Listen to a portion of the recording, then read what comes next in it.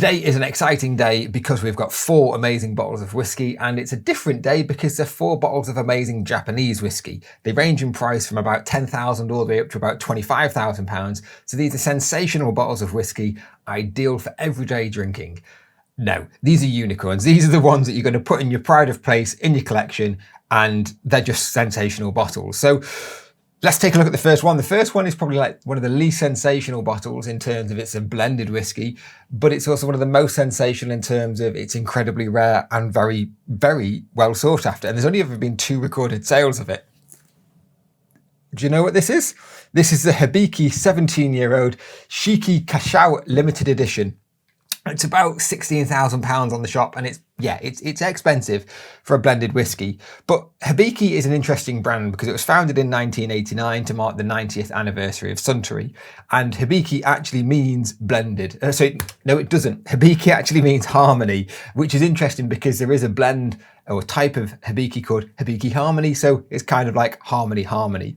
Now, the whiskey that goes into making Hibiki, it's mostly Yamazaki and Hakushu single malts, and there's also a decent dollop of grain in there from Chita, or C-H-I-T-A.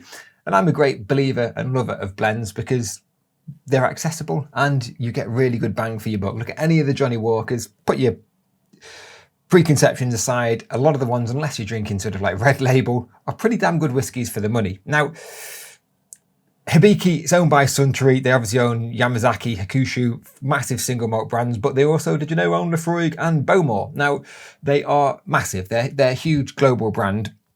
And they, in 2017, decided to release this. Well, what is this? So this is, as we've mentioned, I'm going to have to get this name right again, aren't I? The Hibiki Shiki Kacho. There we go. It's the last time I'm going to say that. But it's actually a really, really nice bottle. So let's take a look at it and see what makes it special. So on the outside, we've got this basic cardboard box with some spot UV designs on here and a little fastener that undoes it there. And then if we come down to the top-down camera, you can see inside the box, you've got a really nicely presented bottle. Let's take this out. There. This little ridge folds out if you want to just make the bottle out, take the bottle out easier. And then of course you've got a nice little information card all about the whiskey in here. Now, the first thing that you'll note on any bottle of Hibiki, even this one, which is an absolutely sensationally beautiful bottle. Come on, there you go. Absolutely sensational. Now, do you see all those facets on the side of the bottle? There's actually 24 of these. And the design of this is intentional. The 24 sides of this reflect the 24 seasons of the ancient Japanese lunar calendar.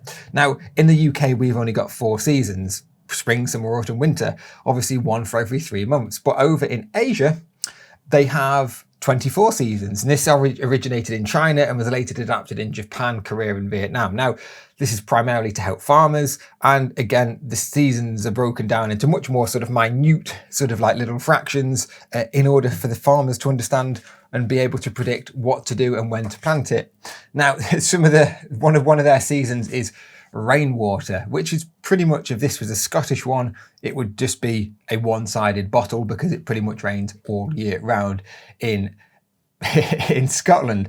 So anyway, this is the Shiki Kacho edition, and there's also the Phoenix and the Egret edition as well. Now, these are 3 sort of auspicious elements from Japanese culture. So Shiki Kacho is a traditional Japanese art theme showcasing birds and flowers of each season. And again, that is reflected on this label here, or label on the gilding on the bottle here. The Phoenix one is a mythical Japanese bird symbolizing fire, the sun, and rebirth. And then also the egret it's a symbol of purity. Now, this bottle itself was only available at travel retail, and it makes it incredibly scarce, mostly because it was not necessarily seemed to be a sensational bottle of whiskey when it was launched, but there's only ever been 2 of these sold. And it's an absolutely beautiful looking box. The case is also fantastic as well. The only thing with this one is that there's a teeny tiny little crease on the front there, but it's hardly anything. And this is just an absolutely sensational bottle of whiskey. Now, of course, this is a blended whiskey. So some of you may be thinking, look, Mark, it's blended whiskey.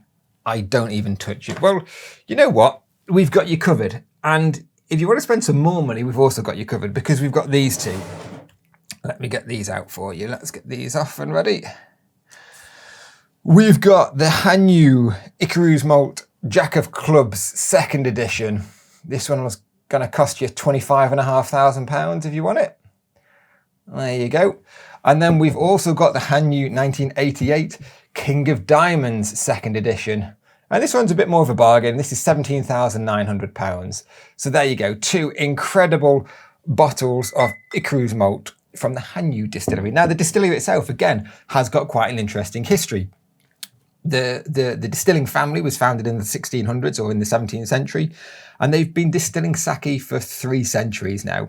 The modern distillery wasn't built until 1941, and distilling began in the 1980s, I believe, so it's relatively recent in terms of its production. Now, it closed in 2004 amongst the economic crisis that was happening in Japan, and all the remaining unblended stocks were purchased by Akuto's grandson. So Akuto is one of the founders there. His grandson, Ichiro Akuto, and you might recognize his name because he is also the founder of the Chichibu distillery.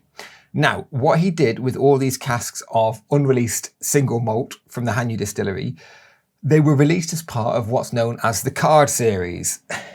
Can you tell why these might have come from the card series? Anyway, they're incredible bottles of whiskey, and Hanyu's History's Malt card series is based on 52 playing cards, and there's also 2 jokers, and there's also 4 additional releases: the Ace of Spades, the Queen of Hearts, the King of Diamonds, and the Jack of Clubs.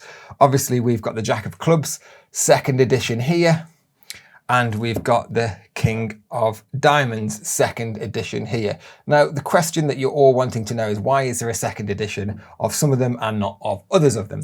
Well, the first casks were bottled in 2005 in very limited quantities, but the demand was so huge, Ichiro decided to bottle the remaining casks for the entire series. And the second batch was just basically a rerun of some of the first batches. And again, if you are really into your card series bottles, this is an absolute must purchase, and there's the complete set of bottles if you ever want to buy them yourself. And again, if we come down to this top down camera now, written by Ulf. He's done the book on rare malts. He also did a book on Japanese whiskey as well. Absolute legend. And there's some really amazing information in here. And obviously the second release bottles are a year older than the first release bottles. And there are other factors as well that come into play. But these have tasting notes for pretty much every single bottle in the series.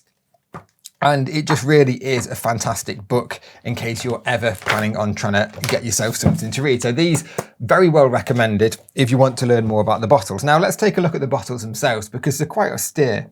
So this one is the Jack of Clubs. I love this minimal artwork. I love how basic and simple it is. And then we've got the cask details on here. Distilled 1991, bottled 2006. This is bottle number 80 of 330, bottled at 56% ABV. And then you've got all the details on here in terms of the cask number. It's just fantastic. Imported by One Drinks.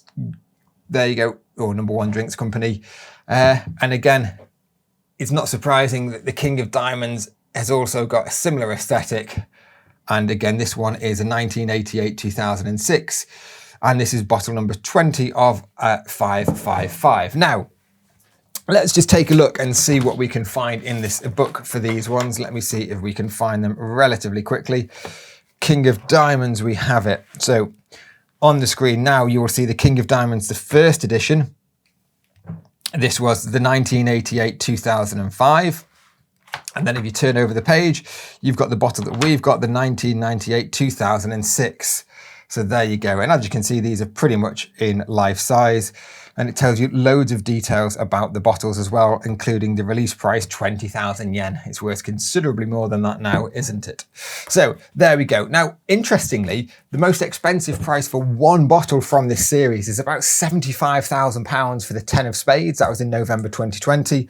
And some of the most sought after ones are the first King of Diamonds, the first Jack of Clubs, and the Joker, the monochrome Joker. Full set, how much would a full set cost you? Well, one sold at auction for $1.5 million for a set of whiskey. It's incredible. It was a beautiful sight. these are just fantastic, ultra rare unicorn bottles to go in your collection. Anyway, we move on, and we move on to something a bit not a bit more interesting, but a bit different on this one. So this is the Yamazaki 1997. It's the owner's cask. It's from a sherry butt, bottled in 2009, and it's an incredible bottle for just over £10,000.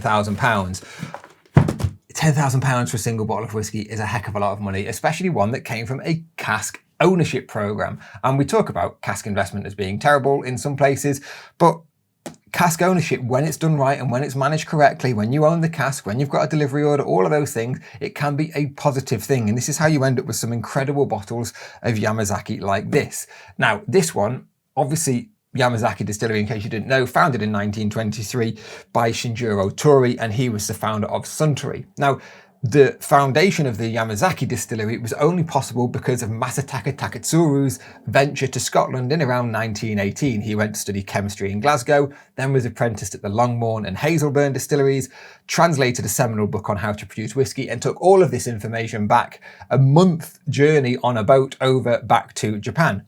Now, the Yamazaki Distillery is located just in a suburb of Kyoto, basically. And this is quite interesting because Taketsuru's original idea location for this was not in Kyoto, it was in Hokkaido and on the northernmost island of Japan. And the reason for this is that Hokkaido's got like a colder climate. It's got harsh winters, cool summers, less humidity, and no rainy season. Whereas all the way down in Kyoto, you've got very hot and humid summers, a big rainy season, and milder winters. Now, because of that, that will affect how the whiskey matures, and it hasn't really stopped the whiskey maturing for a very long time, because there was this 55-year-old Yamazaki recently released a few years ago, that sold, and the world record for that bottle is £795,000. Now, that could only be made possible with long-term maturation, obviously getting it to 55 years old with the ABV at a decent strength. Now, I would be interested to know whether that was matured in Kyoto or whether that cask was moved further north on the island to give it that sort of a better chance of a longer lasting life. Now, coming back to this bottle, this is the Yamazaki owner's cask. It says the owner's cask because this is basically a cask owners program that Suntory and Yamazaki set up. Well, it was Suntory that set it up. It was started in 2003, and you could go and work with the master distiller or master blender from Suntory and go and select your casks. Now, there was 63 casks from Yamazaki and 40 from Hakushu, and then you could either bottle the casks and sell them or bottle the casks and drink them. And in this case, you got this lovely, terrible, crap cardboard box with some horrible velvet lining in there. But importantly, the whiskey itself is fantastic, and importantly, the whiskey itself is very well labelled. So you can see here, we'll put it on the top-down camera now. You've got distilled 1997, bottled in 2009 in a sherry butt. It tells you the cellar where it was located and also the location of it, the cask number, and also the bottling number here. The bottle number here is 366, or bottling number there. And look at the colour of that. That is incredibly dark liquid for such a young whiskey. And yeah, it's no surprise that this is £10,000. The world record price from one of these owners' cask series is about £22,000, and that was a Mizunara butt. This is obviously a sherry butt, but it's absolutely incredible. Now, these 4 bottles are all united by one common thing, in that they all came from one gentleman's collection. And we've got lots more Japanese bottles on the site, including a collection of Karazawa that is all held in bond. Now, you tell me, if money was no object, which one of these would you buy and open? And for me, it would be, I'm going to go for the Hibiki. I'm going to go for this. Why is this all the hype? Is it as good? Is it worth £16,000? Or is it just one of these ones where collectors are getting at it? Either way, get in the comments below and let me know what you think is the one that you would open here.